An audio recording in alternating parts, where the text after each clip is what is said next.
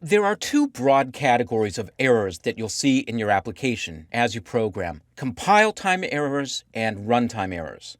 The difference is that a compile time error prevents you from building your project.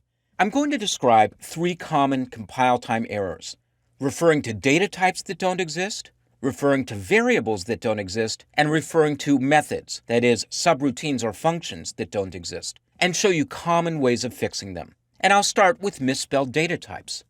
I'm working in a project called Compile Errors, and it's a version of my calculator application that lets me enter two numeric values and then execute various mathematical operations.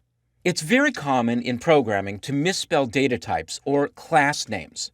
Here's an example. I'll declare a new variable that I'll call dbl3, and I'll try to set its data type as something simply called D. There is no such class or data type as D in Visual Basic. And so, when I save my changes or simply move the cursor off that line of code, Visual Studio will give me a visual indicator that shows me that there's an error.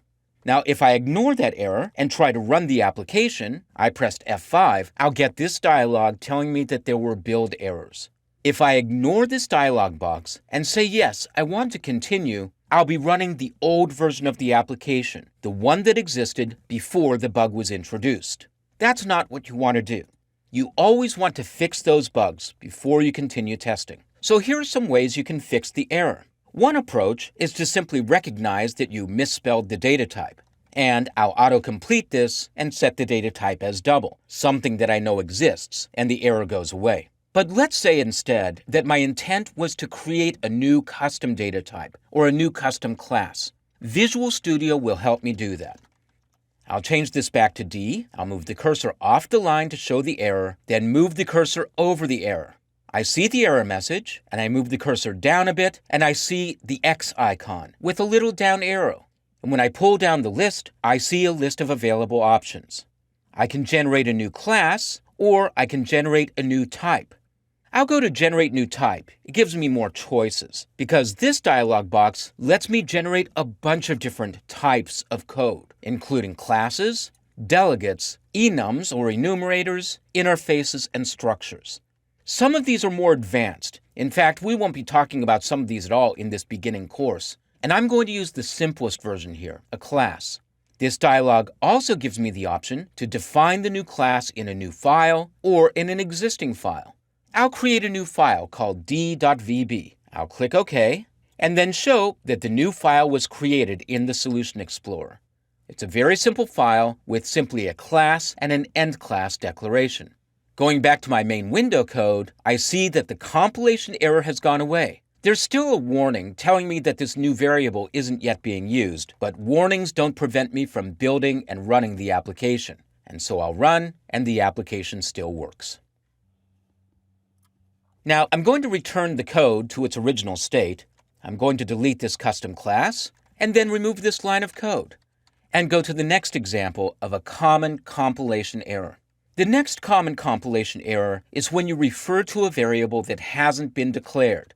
On this empty line of code, I'll say dbl3 equals 1. When I move the cursor off that line, I see the compilation error indicator. And then when I look at the error in detail, I see dbl3 is not declared. Once again, this could be as simple as a misspelling that you need to fix, or your intention might be to create a new variable. And Visual Studio gives you two options: creating something called a property stub or generating a field. We'll talk about properties later in the course when we talk about custom classes. For now, I'm simply going to generate a new field. And as I've described previously, a field is a variable that belongs to the class and is defined outside of any subroutines or functions. Visual Studio declares the variable and then guesses at the appropriate data type based on the value that I assigned, a value of 1. There's another possible option, which is that you want to use Visual Basic as a very dynamic language, where you don't have to declare variables ahead of time. This makes it more similar to languages like JavaScript, where you can refer to a variable without first saying that it exists or assigning a specific data type. If you want to use Visual Basic in this way, use something called Option Explicit. By default, Option Explicit is on, meaning you need to pre-declare your variables. But if you don't want to do that, you can set Option Explicit to off in a couple of ways. One approach is to add the code Option Explicit off at the top of the current code module. It looks like this. Now, when I move the cursor off that line, my error goes away where I'm referring to DBL3. This sets Option Explicit off only for the current code module, not for the entire application, though. So if you want to turn it off for the entire application, remove it from the current code, then go to the properties for the current project. I'll go to my Solution Explorer, I'll right-click, and I'll choose Properties. And then in the Properties screen, I've gone to the Compile category, and I'll set Option Explicit to off. Notice that there are also settings available here for Option Strict, Option Compare, and Option Infer. Check the documentation for what these mean.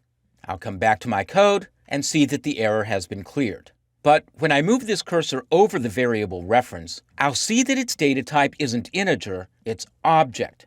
When you allow Visual Basic to work dynamically in this fashion, there's a penalty, both in terms of performance and memory usage. By explicitly declaring your variables and their data types, you're optimizing the use of the runtime. So it's generally recommended that you keep Option Explicit turned on, and that you explicitly declare all of your variables and their data types. I'll come back to the properties, and I'll turn it back on, then I'll come back to my VB file and remove this code. Finally, there are undeclared methods. Remember that a method is the same thing as a procedure, and there are two kinds of methods or procedures, subroutines and functions. Let's say that I added a little bit of code that looks like this, do something, and I added in an opening and closing parenthesis at the end. Visual Studio is telling me that this is an error, and more specifically, that do something is not declared. But because I'm calling this apparently as a subroutine, Visual Studio offers to generate what's called a method stub for me. I'll choose that option, then scroll down to the bottom of my class, and I'll see that a new subroutine called do something has been created. It has a single line of code, throw new not implemented exception.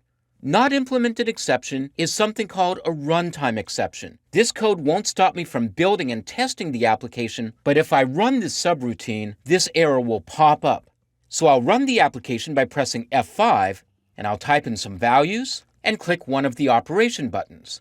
And I get an unhandled exception dialog box. And when I click break, I jump to that line of code. I'll press Shift F5 to close down the application and return to my code.